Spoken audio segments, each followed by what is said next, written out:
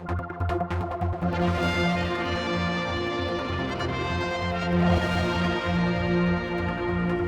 I've come down to speak to Minister Robertshaw about the big news that broke late last night about the changes to how social housing is going to be dealt with in the Isle of Man.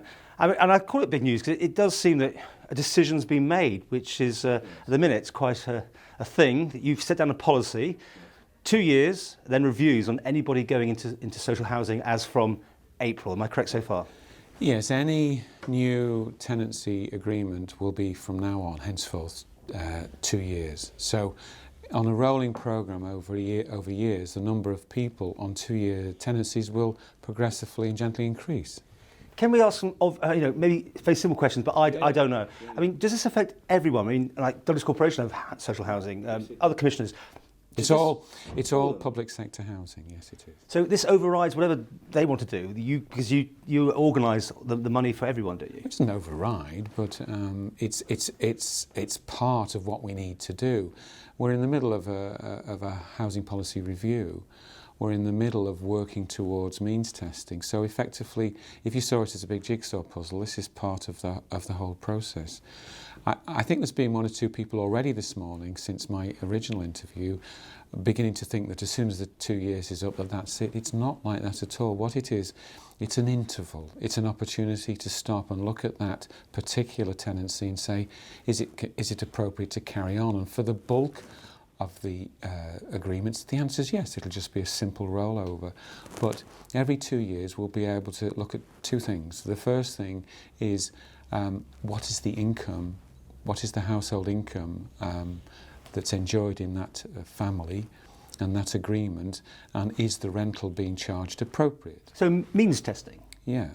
And the second thing is that tenancy appropriate for that property? So, for example, over a period of time, a family could find that the children have left home, perhaps it's reduced down to 1 person, and that person may be in a 3 or 4 bedroomed house. And of course the demand for that property is significant. So that's the point when we say, okay, this person needs something more appropriate for their needs.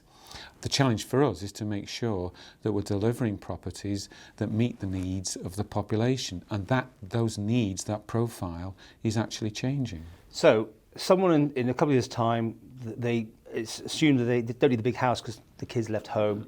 Do they have a right to appeal once you've made a decision that they have to get out of that particular house, for instance? Or is it just, that's it, your tenancy's up, get out? Oh, well, it's not that. It's absolutely not that in any circumstances. I was just trying to, put a scenario. I appreciate what you're saying. You're trying to represent a view that might be out there. No, it's not like that at all. It's a process. We're trying to take people with us. The suggestion this morning on the radio was that I was going to apply a big stick. It's not like that at all. Let's say, for example, somebody's on a high income.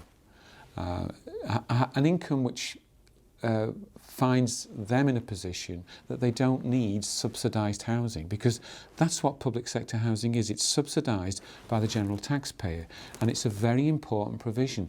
And not only do we need it, but we need more of it. But it's appropriate that those who need it have it. I think everyone understands that, but I'm just trying to get down to those nuts and bolts, because what will happen, and I've done programmes in the past where people have been told they can't no longer have that house because it's maybe in somebody else's name who's passed on or whatever. There's been a big fuss in the media, and then capitulation has followed, and next minute, yes, you can keep the house. Yeah, well, this is what I'm trying to understand. Is it rigid, or is there flexibility? People will need time to get used to this, because let's be honest, too many politicians in the past have used low rents in the public sector as a vehicle to engender votes. Let me be brutal about it. But Douglas says you haven't got many of those to worry about, have you? I mean, it's North Douglas who, and already they've been on to you with a letter, haven't they, to ask? No, that's a separate matter to do with the point system, and they were dealing with that. But that's separate to this. You say vote issue, but you are quite clear. Douglas says doesn't have a lot of that, does it? No, not many. But this is a national issue, and it has to be tackled. It really must be tackled. Part of the core principles of this government is to protect the vulnerable. And vulnerability in one area is housing provision. So we have to make absolutely sure that the provision is appropriate. It has to be managed properly. That's the task that we've got. It's been left too long. Now we've got to deal with it, and we will. This just happens, or do you have to go for approval to Tynwald? What's the mechanics now of what the policy you've laid down? No, the policy's laid down and we're going ahead with it. You don't need to get it approved by Tynwald as a... No. And you got a mandate for this, or you just, this is your decision? Support from the Council of Ministers, yes. We always keep hearing about these great ideas, and I'm not saying this isn't going to happen, but as soon as the flag starts flying, then there's compromises. Are you telling me that what you're saying in your press statement, this will happen in April? Yes, it will.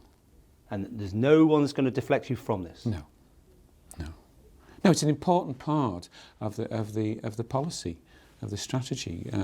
We're trying to introduce a management system that actually works and make sure that when people no longer really need public sector subsidised housing by the taxpayer, that we provide other opportunities for them to be housed in new ways, which I'm sure that as time goes by, they'll find actually are attractive to them.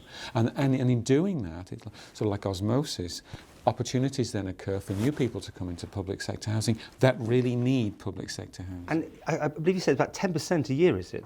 Yeah. It's about that. So if we've got 6,000 houses currently in the public sector, so about 600 a year. So 600, 1,200, 1,800 and so on.